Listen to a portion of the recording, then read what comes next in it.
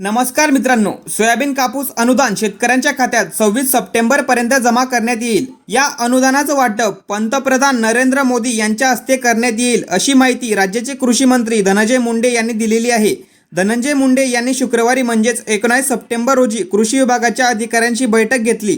नेमकं काय म्हणाले कृषी मंत्री धनंजय मुंडे, आपण या व्हिडिओमध्ये सविस्तर बघणार आहोत। जे कापूस आणि सोयाबीन मागच्या वर्षी एमएसपीच्या खाली दर गेला, त्यामुळे शेतकऱ्यांचं फार मोठं नुकसान झालं। याबाबत जवळजवळ आतापर्यंत 46 लाख जे शेतकऱ्यांचे अकाउंट आहेत, त्या अकाउंटचे 2000 कोटी रुपयाचे प्रस्ताव, हे पैसे 46 लाख शेतकऱ्यांच्या खात्यावर जाण्याच्या संदर्भातली कारवाई पूर्ण झालेली आहे।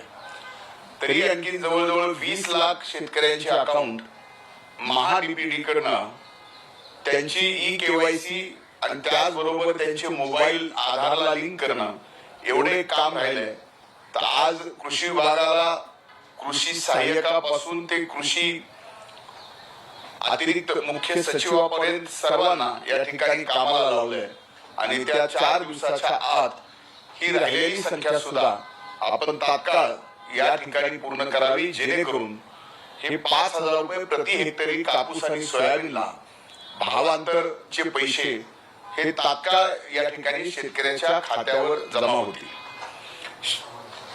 26 सप्टेंबर 2024 रोजी देशाचे आदरणीय पंतप्रधान नरेंद्र मोदी साहेबांच्या शुभ हस्ते या ठिकाणी या कापूस आणि सोयाबीनच्या भावांतरचे प्रति हेक्टरी 5000 रुपये, कमाल मर्यादा 2 हेक्टर पर्यंतची वाटप हे 26 तारखेला करायचं नियोजित आहे।